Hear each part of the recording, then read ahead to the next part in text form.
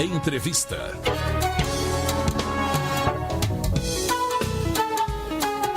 E agora nós vamos conversar com Luiz Eduardo Mata, escritor de livros juvenis. E o assunto, na volta às aulas, como a leitura pode rivalizar com a internet e os jogos eletrônicos. Boa tarde, Luiz Eduardo Mata.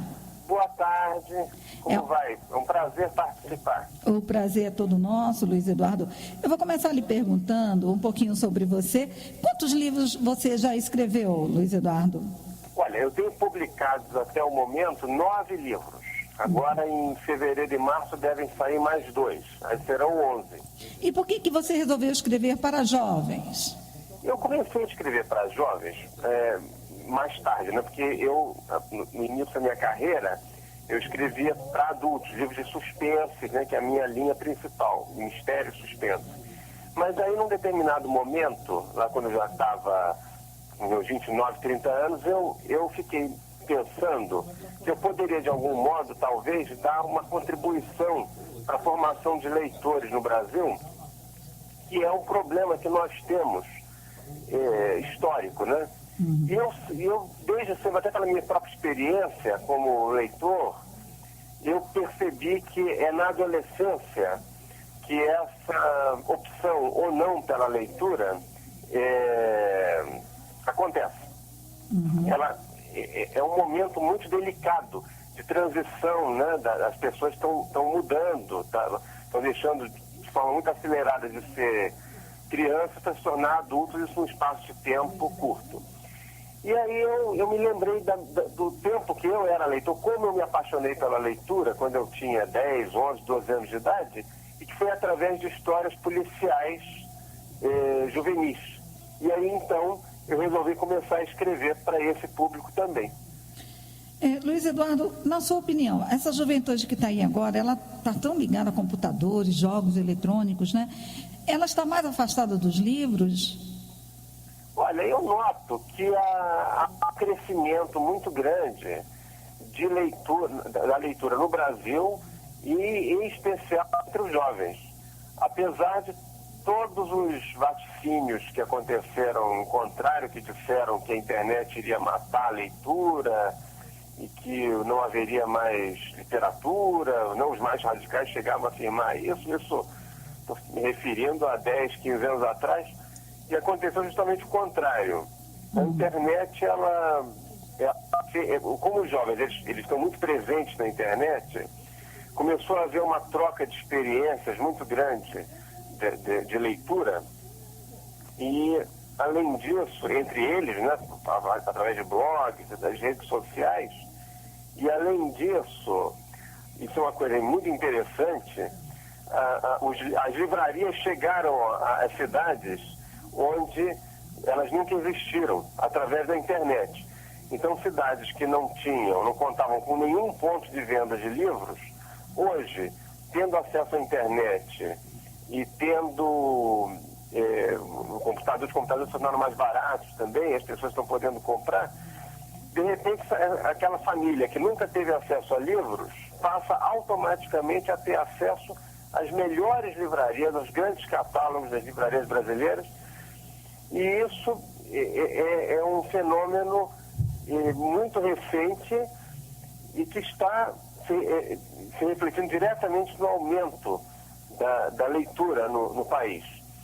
E apesar dessa convivência dos jovens com o meio eletrônico, eu verifico que a preferência deles continua sendo pelo livro tradicional, o livro impresso, e eles sempre pedem o livro impresso quando eles me escrevem, muitas vezes, né, sugerindo resenhas dos livros, né, por esses blogs literários, eles fazem sempre questão de pedir o impresso. Então, também aquela teoria de que o livro digital vai se popularizar primeiro entre os jovens, também não tem se revelado verdadeira, porque eu percebo que há uma preferência muito grande pelo livro impresso por parte dos jovens. Mas ainda há um caminho muito grande para se trilhar, porque o Brasil, como você sabe, é infelizmente um país em que a educação sempre foi muito deficiente, então isso é um processo que vai levar ainda muitos anos. E é preciso que haja, como acontece já em muitos colégios, uma atenção muito grande sobre esse processo de formação de leitores em salas de aula, na pré-adolescência principalmente. É isso que você acha que deve acontecer?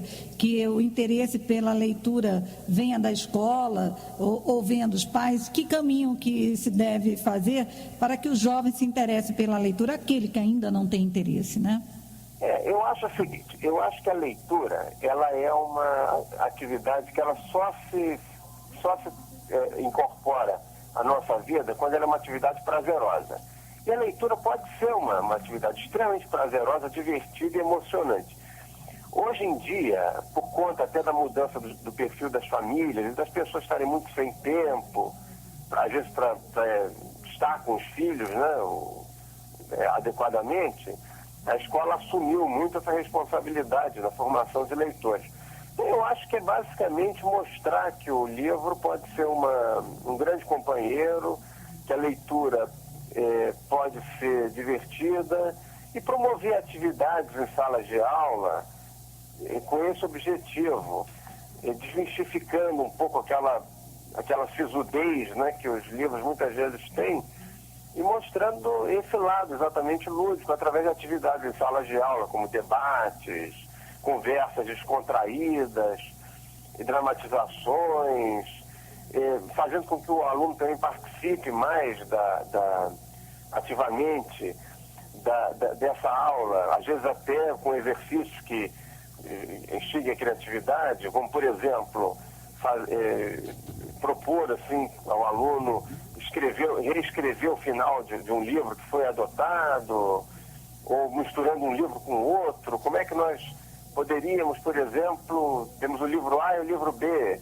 fazer a história do livro A com os personagens do livro B.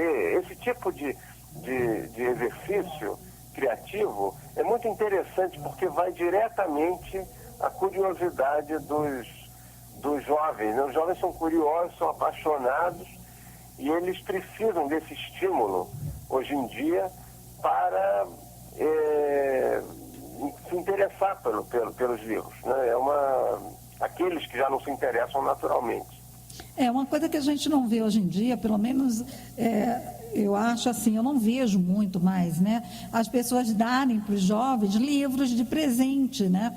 A gente vê sempre outra coisa, é um CD, é um DVD, uma coisa, mas o livro, quase a gente não vê mais isso, né?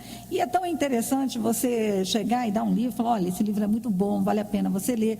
Também a gente tem que incentivar, não é? Às vezes até o exemplo da família, dos pais, de padrinhos até, pessoas amigas, olha, lê, é tão bom, lê esse livro aqui e tal. Isso também é interessante, não é, Luiz? Eu acho comentar passagens do livro assim de uma maneira descontraída, como se fala de um filme, de uma novela, eu faço sempre isso. Eu acho que é uma estratégia muito boa, né, para se despertar, e depois que o garoto tiver lido, né, o garoto ou a garota tiverem lido o livro, conversar com ele, perguntar a sua experiência de leitura, o que ele achou, o que ele achou do personagem X, do personagem Y, da situação tal, quando teve ali o clímax da história, como se fala de um filme, né? Eu acho que é esse tipo de diálogo que falta. Mas aí a gente entra num dilema também, que é o seguinte, a maior parte da população brasileira é formada ainda por pessoas que não têm nenhum contato com os livros ou que leem só por obrigação, enfim, não são leitores de fato. E muitos pais são assim. Então, muitas vezes, esses pais não sabem como fazer isso, né? Eles não têm uma bagagem de leitura suficiente para despertar nos seus filhos, né, o gosto pela leitura. Eles não leram, então eles não podem falar desses livros. Então, muitas vezes, é interessante esse papel acaba, também por essa razão, recaindo sobre a escola. Mas eu acho que se o pai ou a mãe tiverem uma preocupação realmente com o futuro dos seus filhos, futuro profissional, futuro como cidadãos também, ele deveria fazer um esforço e começar a ler também, ainda que adulto, ainda que mais velho, até que nem que sejam os livros que eles darão de presente para os seus filhos, porque assim eles podem comentar sobre esses livros com mais naturalidade. E, além disso, eles podem, né, por tabela, acabar se tornando leitores também. né? Que você acaba achando a leitura interessante e com isso você acaba se apaixonando também pela leitura sem perceber. Porque a gente se apaixona pela leitura sem perceber que está se apaixonando. Ele é um processo muito emocional, muito intuitivo. Você falou que está lançando 2 livros agora em fevereiro?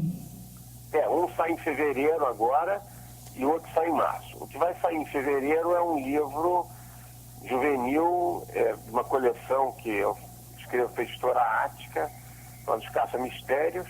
É uma aventura passada em Pernambuco. E em março vai sair um segundo volume de uma outra série que eu faço, que é uma série para garotas, né, para adolescentes meninas, que chama das Bem Resolvidas. Esse sai em março. O interessante é que os 2 livros são ambientados no Carnaval, né? O primeiro no Carnaval de Olinda e o segundo no Rio. Uhum. Eu ia perguntar por que Pernambuco, né? Por causa do Carnaval, não é isso?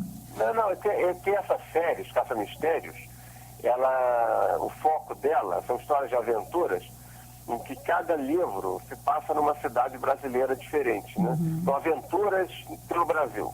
Então, o primeiro livro que eu escrevi se passa no Rio, o segundo em Brasília e o terceiro vai se passar em Recife. E tem outros escritores também escrevendo, Eliana Martins e Luiz Gil, que fizeram em São Paulo, em Porto Alegre. E aí, com nós 3, vamos viajar pelo Brasil. Depois, se Deus quiser, vamos chegar à região norte também, região sul. Eu pretendo escrever ainda sobre várias cidades, se Deus quiser, né? Também uma maneira de mostrar o Brasil para os jovens leitores, né? Que tem tanta literatura estrangeira, né? Aqui. Com certeza. E a gente ambienta os livros dessas cidades mostrando aspectos históricos, aspectos urbanísticos das cidades, aspectos culturais, e mostrando, fazendo com que haja uma valorização do Brasil na literatura, né? E na literatura juvenil, né? Que é esse momento exatamente importante da opção ou não pela leitura. Até a curiosidade, né? Até a curiosidade de conhecer esses locais, né? Exato, né? E valorizar o Brasil, né? Mostrar que o Brasil é um país extraordinário. As pessoas não valorizam o Brasil, o brasileiro não valoriza o Brasil como deveria.